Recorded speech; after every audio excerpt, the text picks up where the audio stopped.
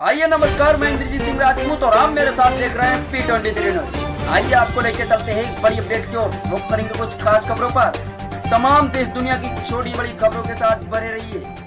हम आपको दिखा रहे हैं সঙ্গে আছে এই মুহূর্তে উত্তরবঙ্গ জেলা কমিটির সম্পাদক সুভাষ সিং। তিনি এখানে একটা মিটিং অর্গানাইজ করেছেন এবং গত 2 বছর ধরে আমরা উত্তরবঙ্গে জেলা কমিটি যেটা ছিল তার পাশাপাশি শিলিগুড়ি জেলা কমিটিটা চাইছিলাম যে শিলিগুড়িতে আলাদা জেলা কমিটি গঠন হোক।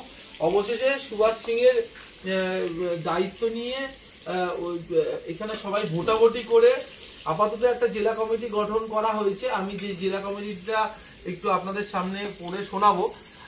এখানে সবার সম্মতিতে সুভাষ সিংকে আপাতত 2025-26 বর্ষে শিলিগুড়ি জেলা কমিটির সভাপতি হিসাবে নির্বাচিত করা হয়েছে। এছাড়াও ভাইস প্রেসিডেন্ট হিসেবে চন্দন সিংকে আমরা সবাই মিলে এখানে যারা সাংবাদিক বন্ধু আছে পোর্টাল তারা নির্বাচিত করেছে। ক্যাশিয়ার হিসাবে নির্বাচিত করা হয়েছে মণি বর্মনকে এবং কেশব অ্যাসিস্ট্যান্ট ট্রেজারার হিসাবে কেশব মণ্ডল এবং মহান্তকে আমরা এখানে নির্বাচিত করেছেন এই সদস্যরা।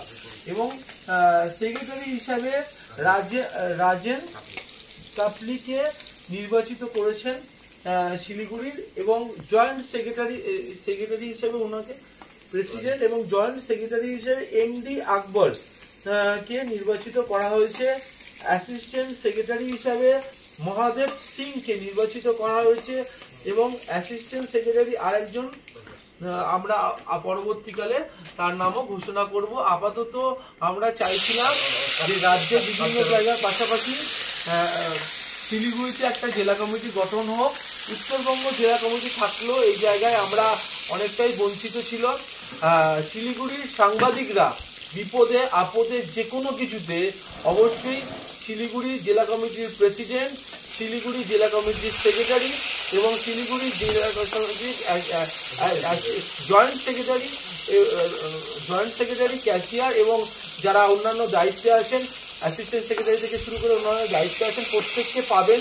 ফোন নম্বরও দিয়ে দেওয়া হবে। অবশ্যই West Bengal news portal reporters welfare অ্যাসোসিয়েশনের থেকে যুক্ত নিজেদের স্বার্থে এক ছাতার তলায় এসে ঐক্যবদ্ধ মঞ্চটি গড়ে তুলতে। শিলিগুড়ি থেকে শুভজ্যোতি চক্রবর্তী, নমস্কার, সালাম।